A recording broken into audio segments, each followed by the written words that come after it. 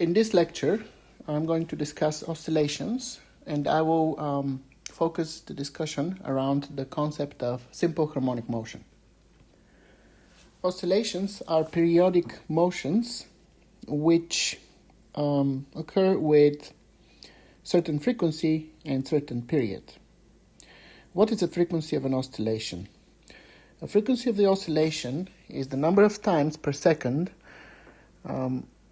that one full oscillation cycle is completed. So let's look at a simple pendulum displaced from the equilibrium position and being held at position 1. Upon release, the bob is going to swing to the left. It's going to pass the equilibrium position. It will reach position 2 on the left side of the equilibrium position, and then it's going to swing back towards position 1, where it stops for an instant. So the process of motion from 1 to 2 and back to 1 is one oscillation of the pendulum. So then the frequency of oscillation will be the number of times that this process, for the pendulum specifically, from 1 to 2 to 1, is going to complete in 1 full second. The period of oscillation is the time in seconds for 1 full second to be completed. And so the relationship between the period and the frequency of oscillations is given by equation 15.2, and that is that the period is equal to the inverse of the frequency of oscillations. The unit for period will be seconds, and the unit for frequency will be an inverse second, also known as hertz. So any motion that repeats regularly is called periodic motion, and specifically simple harmonic motion is a periodic motion that is a sinusoidal function of time. And so this function of time, x of t, is equal to xm cosine of omega t plus phi. So I will discuss the meaning of those parameters, but first let's look at the actual physical motion, periodic motion of an object, to explain the idea behind using a sinusoidal function for the position function. So here, in the top set of two graphs, we have a representation of the motion of a small mass attached to a spring oscillating left and right. In the left cartoon, we see simply the motion of the mass as it's released from the initial position marked with plus xm, and this is to the right of the equilibrium position, and as it's going towards the maximum displacement position on the left side of the equilibrium position, which is minus xm. And so here we can follow the motion of the mass. On the right side of this cartoon, we also see the indicated velocity of the mass as it's moving. So initially the mass is stationary, so no velocity, and then it starts to accelerate under the action of the elastic force applied by the spring. So the mass accelerates, the velocity increases, and at the equilibrium position as the mass passes it, the force is 0, no acceleration, but at that point the velocity has the largest magnitude. So after the mass passes the equilibrium position, now the spring is pushing back towards the equilibrium position, so the velocity decreases until the mass reaches the furthest point of displacement on the left side of the equilibrium position, no velocity there, and then the spring pushes back, the mass starts to move to the right, the velocity increases. As the mass passes through the equilibrium position, the velocity again has the greatest magnitude, and then after that it starts to decrease until the mass reaches the rightmost displacement position, and so on and so forth. Now, if we look at a similar example, but this time a mass that's hanging from a spring and it's oscillating up and down. If I draw the oscillations of the mass spread in time and stitch all together, I will see that the motion looks like so. And this very much so looks like a portion of a sinusoidal curve, a portion of a periodic function graph.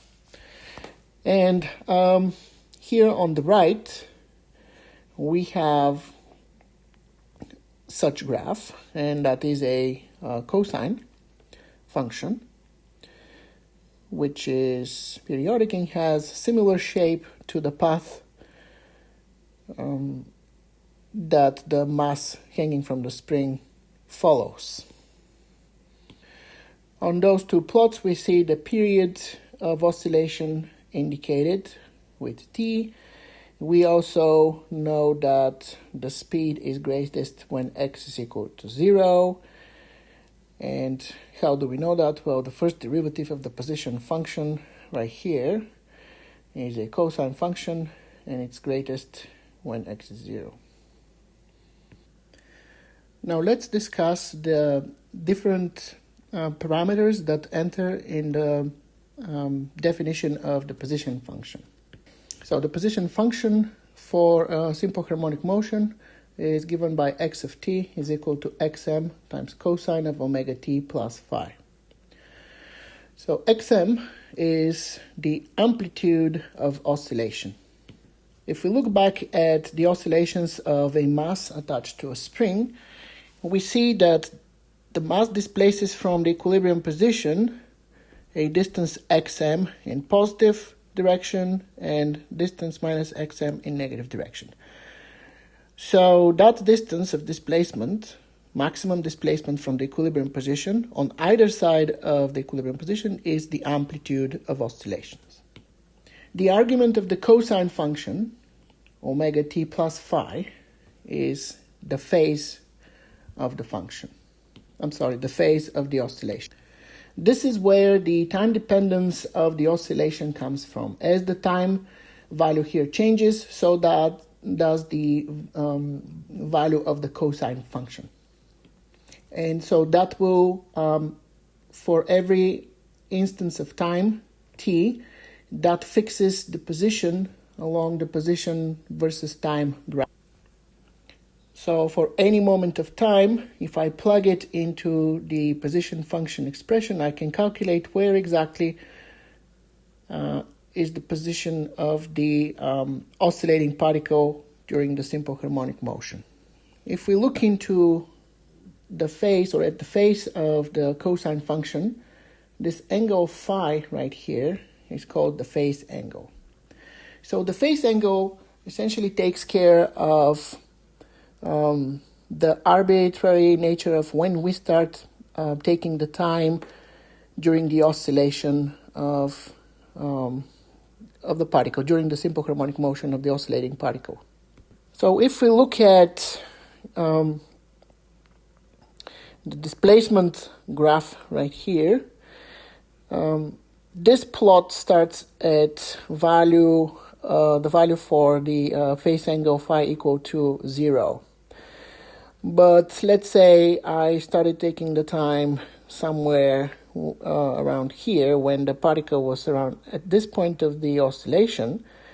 So then that would be at the origin of this plot. That point will be at the origin of the plot. And so the difference between the two positions here would be due to that phase angle.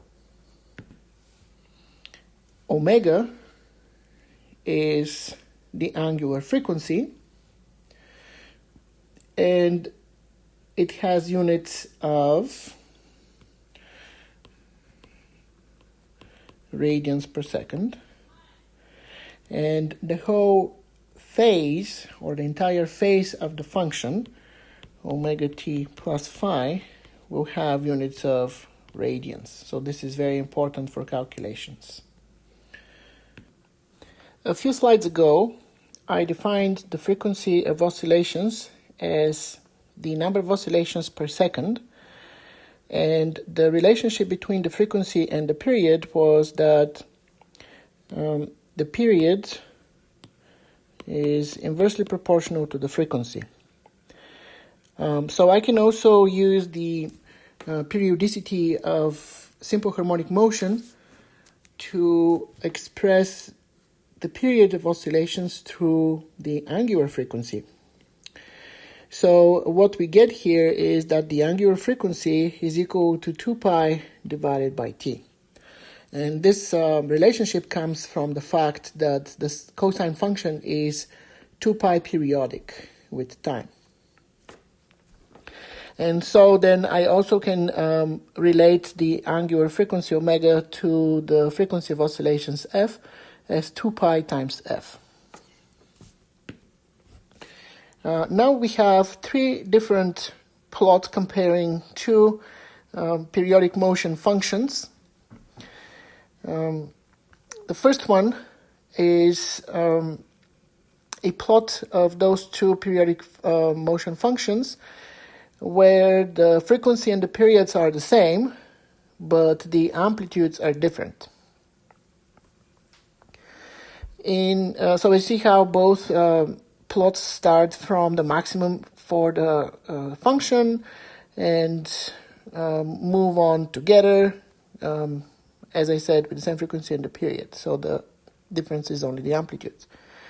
In the second plot here, we have the plot of two position functions again, where the amplitudes are the same, but the frequencies and the periods are different. And so both plots start at the same point here, the same position on the x-axis. Both have the same amplitude.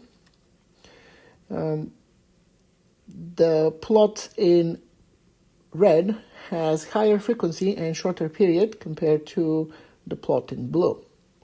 And lastly, the last plot shows us two periodic functions which have two different phase angles. So the function in blue has a phase angle equal to 0, so it starts at the maximum displacement from equilibrium and continues, while the function plotted in red has a phase angle of minus pi over 4, and so the plot starts at a point before the function reaches its maximum. And so if you compare the two plots, the negative sign of the phase here for the plot in red essentially is equivalent to shifting the curve to the right. So as a general result, negative phase angles result in a shift of the plot to the right, while positive phase angles result in the shift of the plot to the left. Let's discuss the velocity of motion for a simple harmonic motion. The velocity as a function of time is simply the time derivative of the position function d dt of x of t. So that is the time derivative of xm cosine of omega t plus phi. And when we perform the derivative on the cosine, get a minus sign in front of the expression, and only the first term in the phase is time dependent, so from the derivative of that we get omega, and the final result for the velocity is minus omega xm sine of omega t plus phi. So here the term omega times xm is called the velocity amplitude Vm. So the velocity amplitude, meaning the maximum velocity during the simple harmonic motion, is the magnitude of that, so the speed is equal to omega xm. Similarly, I can derive an expression for the acceleration of simple harmonic motion. So that would be the time derivative of the velocity function or the second derivative with respect to time from the position function. So once the derivative is executed, the expression for the acceleration as a function of time becomes minus omega squared times xm cosine of omega t plus phi. And so the value omega squared xm is the acceleration amplitude am of the simple harmonic motion. Recognizing that xm times cosine of omega t in the expression for the acceleration is simply x of t, I can rewrite the acceleration of the simple harmonic motion as a of t is equal to minus omega squared times x of t. So this is an important relationship that allows us to recognize when a certain type of motion or a certain motion in general is a simple harmonic motion. Before I explain that, let's look at the plots to the right over here. So first we have the position function plotted versus time. And so this is a sinusoidal function. More specifically, that's the plot of a cosine. The amplitude is from 0 to plus xm or from 0 to minus xm. And so we have minimum value at quarter period. We have maximum displacement towards minus xm at half the period. At 3/4 the period we have a 0, and then again we have a maximum positive displacement at full period value. So the derivative of that function is the velocity function, which is plotted in the second plot right here. So as expected, when the position function is at maximum, the velocity is at minimum. And this can be illustrated by looking at this cartoon here, top right. So when the particle position is at maximum positive displacement, the velocity is at 0. Now if you look at the position of the particle at the equilibrium position, so that would be x equal to 0, but the velocity has a maximum magnitude. At the maximum negative displacement position, the position function will have a maximum value, but the velocity is a 0 again. And then when the particle passes back through the equilibrium position, the position function will have a value of 0, but the velocity again has maximum magnitude, so maximum speed. And so that's what we observe here. So for maximum displacement, we have 0 velocity. For 0 displacement, we have maximum velocity. Then when the particle is coming back is 0, we have maximum displacement. Now at maximum velocity, the particle is passing through equilibrium. And then when the particle is maximally displaced on the positive side of equilibrium, the velocity is 0. The last plot here shows us acceleration versus time. The acceleration changes from minus omega squared xm, which is the amplitude of the acceleration, to plus omega squared xm, which is also the magnitude of acceleration, measured from the 0. So when the displacement is maximum, the velocity is 0, the acceleration has a maximum value. When the displacement is 0, that's when the particle passes through the equilibrium position, the velocity has a maximum magnitude, the acceleration is 0. Why is the acceleration 0? That is the time when the spring that's pulling on this mass is neither stretched nor compressed, so no elastic force is applied to the mass at that particular position. And so then the particle reaches the maximum displacement from equilibrium on the negative side. The velocity is 0 at that moment of time. The acceleration is maximum again because the spring is maximally stretched, so it applies the maximum spring force to the mass. And then the mass starts to return towards equilibrium. And when it passes equilibrium, the velocity is maximum, the position is 0, the acceleration is 0, and so on and so forth. So we derived an expression for the acceleration of simple harmonic motion, and that was that the acceleration is equal to minus omega squared x of t. So as you can see, the acceleration of simple harmonic motion is proportional to the displacement. And the proportionality is with a minus sign. And the two quantities a of t and x of t are related by omega squared. So in a simple harmonic motion, the acceleration is proportional to the displacement. And if that proportionality is with a minus sign, then we know we have a simple harmonic motion.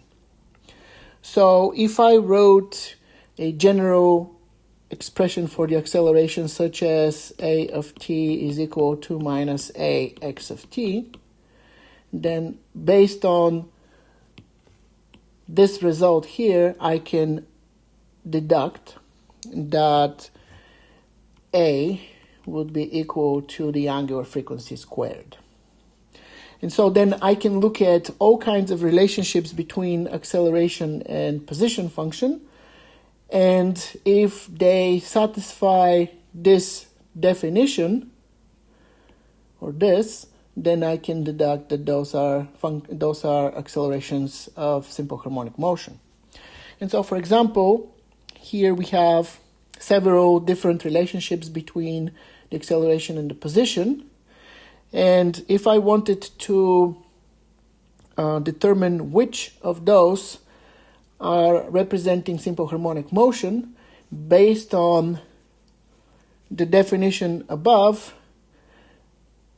the suggestion in C here satisfies my condition. So A equal to minus 4x relates to simple harmonic motion, where omega squared will be equal to 4, and that is the only function of those 4 functions here that describes simple harmonic motion. Okay, now let's apply Newton's second law to see if we can get an expression for the angular frequency and the period of oscillations for a system such as a block attached to a spring that oscillates horizontally. So Newton's second law simply states that the force is equal to mass times acceleration. And since I'm considering a spring and block system, then I am going to relate this to simple harmonic motion, and that acceleration right here will be the acceleration of simple harmonic motion. So I know that the acceleration of simple harmonic motion is simply equal to minus omega squared times x, where omega is the angular frequency of oscillations of this system. And so if I regroup the terms here, I can rewrite this as minus m omega squared times x. Okay, so if you look at the definition of Hooke's law, that says that the force is equal to minus kx. So then I have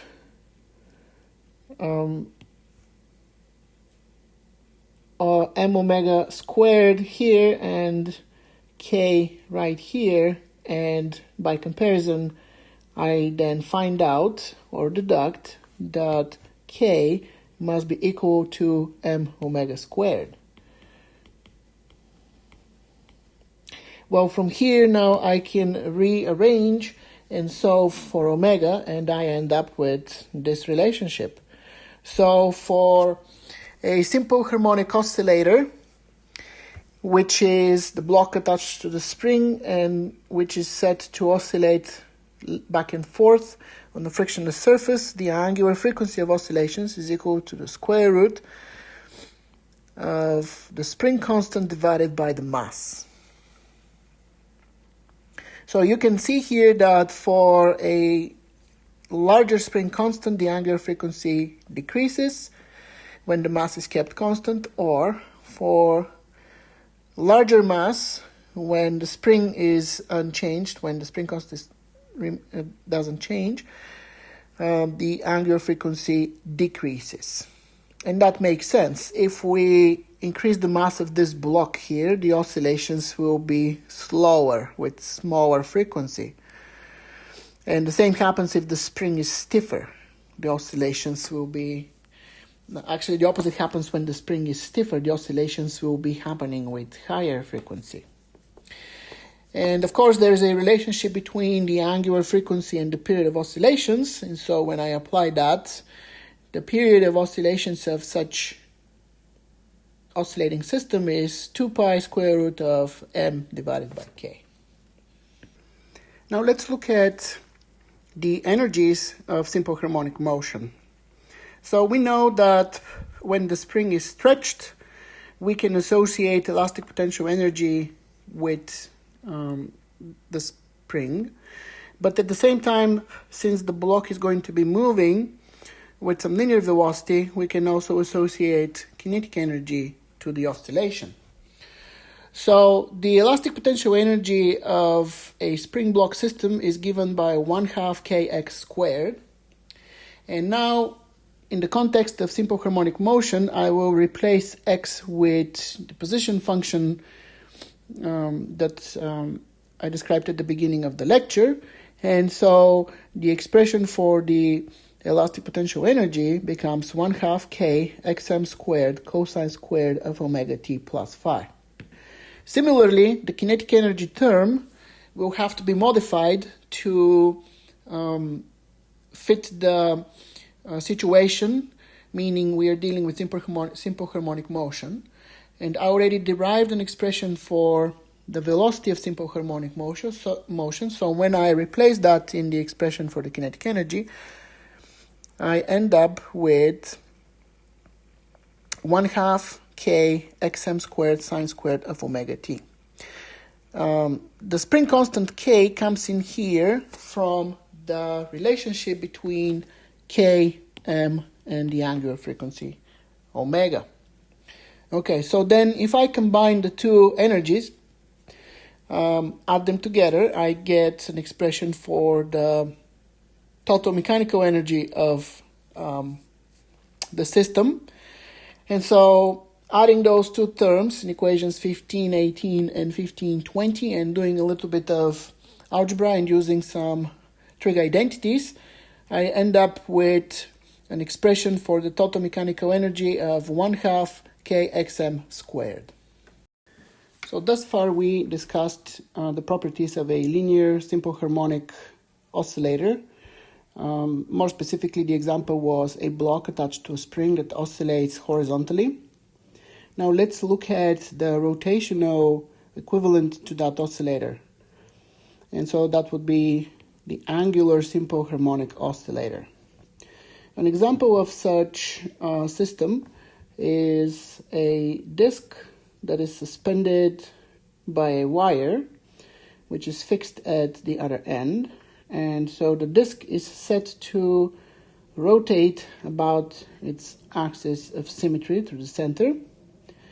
And due to the fact that the wire is, which is metal, tends to, once rotated in a certain direction, tends to rotate back to its untwisted state. This disc is going to oscillate clockwise and counterclockwise, and the displacements will be within a range of angles from plus theta m to minus theta m from the equilibrium position right here. Since this process is equivalent to the mass attached to a spring oscillating back and forth, I can write the equivalent to the elastic force for the angular simple harmonic oscillator. So the equivalent to the elastic force would be the torque is proportional to the angular displacement, and the coefficient of proportionality is the torsion constant, kappa. And of course there is a minus sign in the relationship because of the direction of the angular displacement versus the direction in which the torque is applied, meaning opposite direction. So for completeness, Hooke's law for a linear system was simply Fs is equal to minus Kx. So you can see the parallel between the two representations. Well, then it's very easy to write an expression for the period of such angular oscillator by simply taking a look at the expression for the period of a linear simple harmonic oscillator. The period of a linear simple harmonic oscillator was defined as 2 pi square root of m divided by k. So the analog to the mass for linear processes is the moment of inertia for rotational processes. So then I can rewrite the expression for the angular oscillator as the period is equal to 2 pi times square root of I divided by k, where I, one more time, is the moment of inertia. Another common example of a simple harmonic oscillator is the simple pendulum. So again, the simple pendulum is a small mass m attached to a string with length L, and the string has negligible mass. And therefore we are going to ignore the moment of inertia of the center of mass of the string, and we are only going to be concerned with the bob itself. So once the pendulum is offset from the equilibrium position, there is a restoring force that tries to bring the bob back to the equilibrium state. The restoring force is a component of the weight of the bob itself. So the weight of the bob is straight down towards the center of the earth. There is tension in the string that acts towards the axis of rotation. And so the tension is balanced by the y component of the weight of the bob. So in this case, I can select my axis orientations to be like so. And so therefore the restoring force for the pendulum towards equilibrium is the x component of the weight. So that is Fg sine of theta. So then I can again use the relationship from the relationship between displacement and restoring force and adapt it to this example. And so what I get is that the restoring torque is equal to minus L times Fg sine of theta. In order to now find the acceleration, the angular acceleration of motion of this bob, I need to also use the relationship between torque, moment of inertia, and angular acceleration, namely the torque is equal to the product of the moment of inertia in the angular acceleration. So then combining this relationship with equation 1524, I can express the angular acceleration as minus mgl divided by I times theta. So what happened to the sine of theta from 1524? Well, in order for this oscillation to be simple harmonic oscillation, the requirement is that the angle here, theta, is a very small angle. And so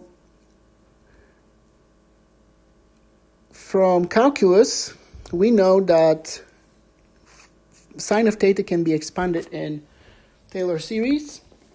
And then for small angles, for small theta, sine of theta is approximately equal to theta. And so therefore I am going to replace sine of theta with simply theta, keeping in mind that the angular displacement here is a small angle. And so that's how we arrived at this expression for the angular acceleration, equation 1526. So now notice that the angular acceleration is proportional to the angular position with an opposite sign. So we saw a similar relationship before when we talked about linear oscillator, where we had that the acceleration is equal to minus omega squared x. So we had the linear acceleration is proportional to the displacement with a minus sign. And that was a criteria for simple harmonic motion. So comparing the two expressions here and here, it is clear that for the oscillations of the pendulum, mgl divided by I is equal to the square of the angular frequency of that oscillation. So omega squared is equal to mgl over I. And so from there, the angular frequency of the oscillation is mgl over I, and I is the moment of inertia of this mass with respect to the point of rotation right here. So for simple pendulum, the moment of inertia is simply the mass of the bulb times the distance to the point of rotation to the second power, so L squared. And if I plug this value for the moment of inertia in the formula for the angular frequency, I get an expression for the period of a simple pendulum. The period of a simple pendulum is equal to 2 pi square root of L divided by G. So as you can see, the period of any pendulum with any mass, as long as the length is the same, is the same. So the period doesn't change based on mass. It only changes based on the length of the pendulum or the value for the gravitational acceleration. So if we take the same pendulum on Earth and on the Moon, they will have different periods of oscillations due to the fact that the gravitational acceleration is different. But the more important result is that the period of the oscillations only depends on the length of the pendulum and not the mass. So the example that I just discussed was a simple pendulum for which we considered the string to be massless, and we did not discuss the center of mass of that string. Now let's discuss a physical pendulum, which is, for example, meter sticks attached at the point and allowed to swing back and forth, or any other physically sizable object for which we can identify the center of mass, and we consider this object as a rigid body in rotational motion. So such pendulum is called a physical pendulum, and now we have to do our calculations with respect to the center of mass. So the restoring force is a component of the weight of this physical pendulum, and this component acts at the position of the center of mass, point C right here. So I can still use my original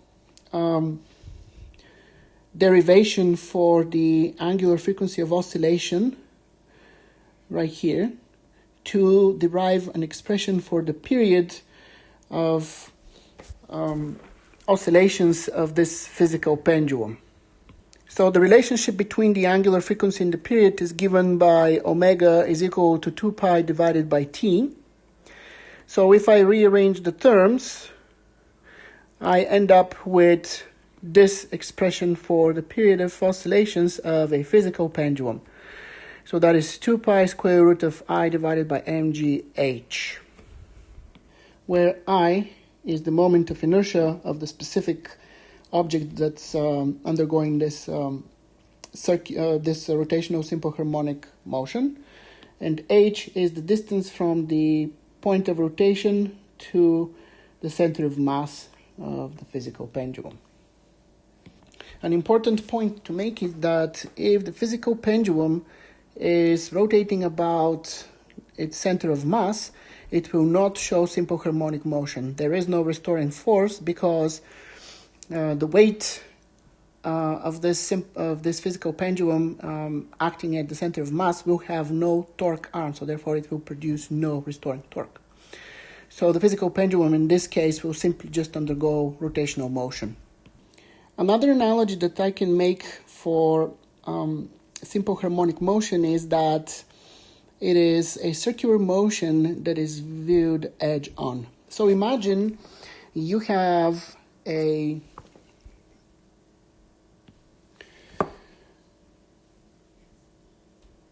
turntable and you have a record placed on the turntable and the record is spinning. Now imagine you place a piece of clay on the edge of the record, and so if you look from above, the piece of clay will undergo circular motion around the center of the record. However, if you place a screen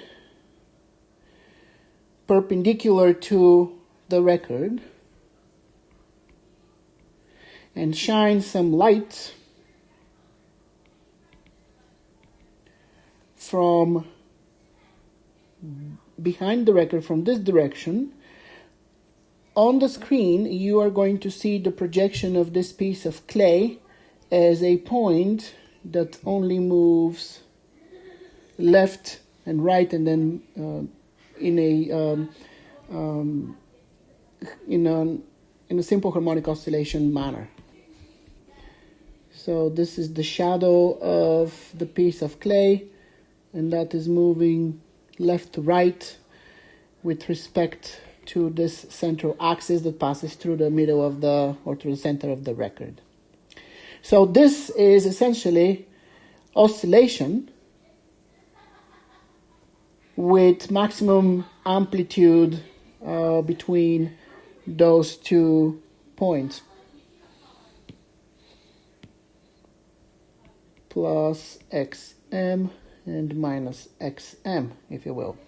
So even though this is a completely different type of motion, in essence it's similar to a mass attached to a spring that oscillates horizontally left and right. So then I can use this model presented in the graphs right here at the bottom to derive expressions for the position function, the velocity, and the acceleration of the shadow of this piece of clay. So for us, the piece of clay will be at point P prime for the 3 graphs. And so if P prime is the position of the piece of clay, as we illuminate the screen, what we will see is a projection on the screen. So imagine that the screen is placed at the x-axis now of the point. So point P will be the point that will be oscillating back and forth between plus xm and minus xm. Okay, so the clay being at P prime, I can find the position of that by drawing this position vector xm, and the angular displacement from the x-axis is omega t plus phi. So that's the phase. So then x of t, which is the position function of p along the x-axis, is simply going to be xm times cosine of omega t plus phi. And we are familiar with this expression because we used it to describe the simple harmonic motion of a linear oscillator, more specifically the mass attached to the spring.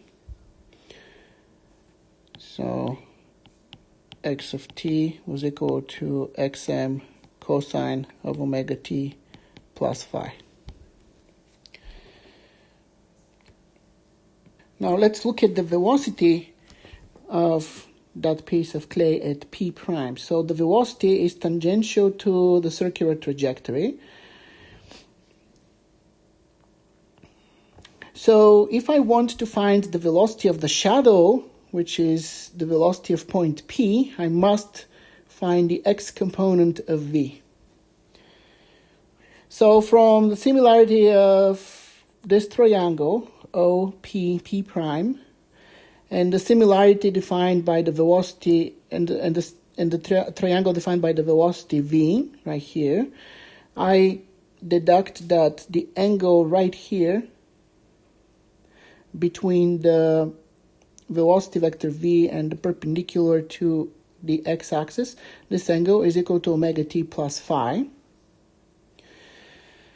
So accounting for the relationship between the magnitude of the linear velocity and the angular velocity of rotation and the radius of this circle, I can write an expression for v of t, so the velocity of point P.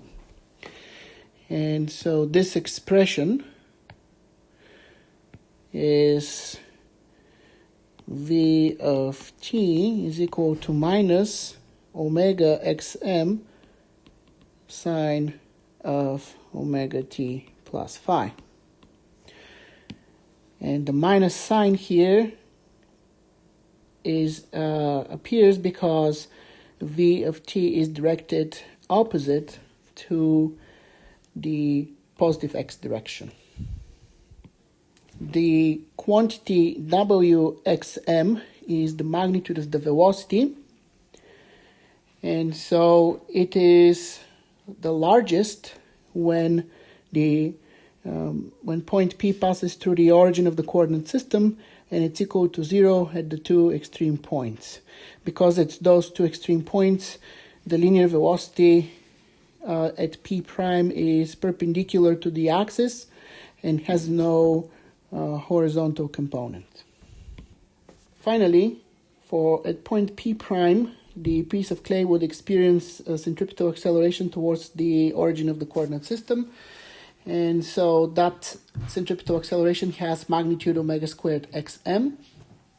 And then I can write an expression for the linear acceleration with which the projection P moves along the x-axis. And this expression looks like so. A of t is equal to minus omega squared xm cosine of omega t plus phi. So here again the minus sign is in agreement with the direction of the acceleration of point P. Omega squared xm is the magnitude of that acceleration. The magnitude is the largest at the two extreme points, where the acceleration is directed straight towards the center of the trajectory along the x-axis and does not have a component. The magnitude of the acceleration is 0 when the particle is at the two positions on the y-axis, so here and here, because then the acceleration points straight towards the origin of the coordinate system and it has no horizontal component.